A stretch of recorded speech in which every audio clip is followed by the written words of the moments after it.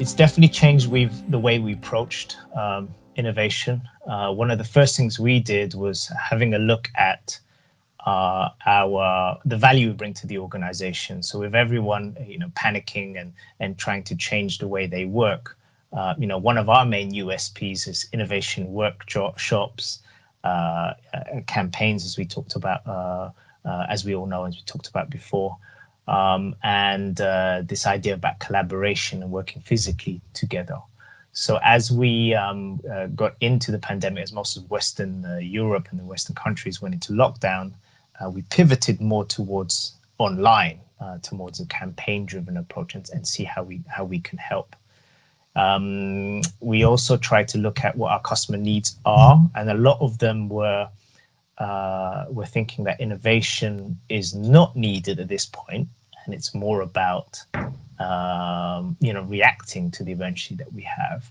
But we found that some of our tools like problem framing, problem reframing, can actually help quite a lot.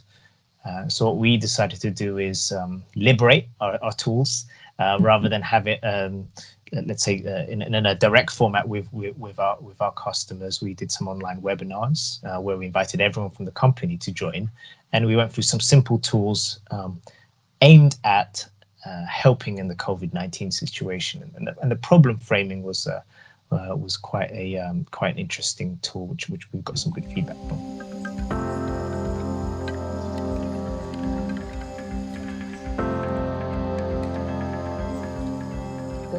A lot of very interesting feedback. The main thing is that people realize that sometimes we tend to jump into solutions rather than taking a step back and thinking whether you're asking the right question.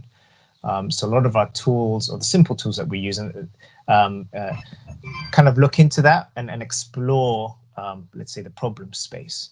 So a lot of people, actually, it was surprising when you're in the innovation world, you tend to forget that the things that we do day to day are actually not natural to some people as well. So by kind of going back to basics and trying to teach these kinds of things was quite eye-opening, especially with the feedback that actually helped them think through things more holistically and change their approach to some challenges they face at the moment.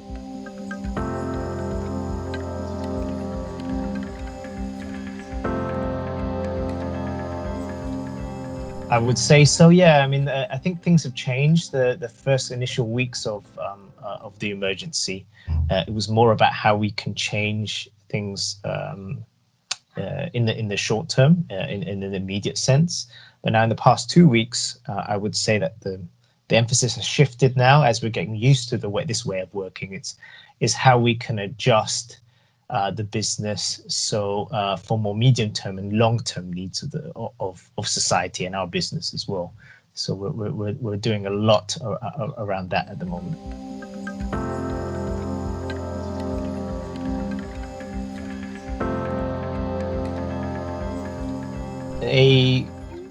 It's been quite interesting observing the dynamics of the organization as we're going through this pandemic. I would say that the different modes of leadership are quite interesting. So right through the beginning of the pandemic, there was a lot of leadership on display where people are making decisions, hard decisions on what needs to be done.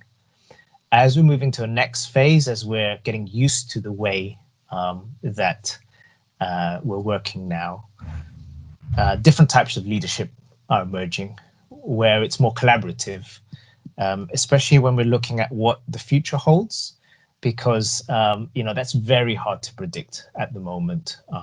We've had some time where you're easily, well, as I say in our business, it's easier to predict that things are going to be the same, and leaders are remunerated on how well they predict the future. Now that the future is not as stable, it's not as predictable. There's more of a need to show that vulnerability that you do not know all the answers, and it requires that people work together, collaborate together to find and explore those answers.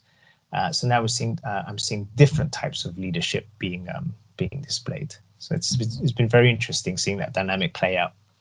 Right. What about your own leadership style? What's your main takeaway? So, my own leadership style, I wouldn't say. I'm not sure. It's a very interesting question. I would say I'm inherently collaborative.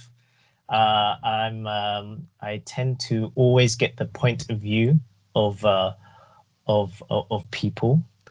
And what I try to do, and I'm trying to get better at, is once that point of view is collected, I form my own point of view and then drive forward. One thing I've realized over time is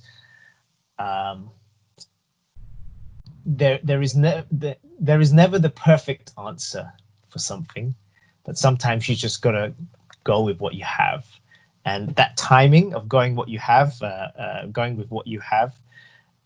is critical. So that it's when it's good enough, it's time to move forward, and that's what I would say is what I strive to is to make sure everyone feels on board, and then move forward with a decision when it's right.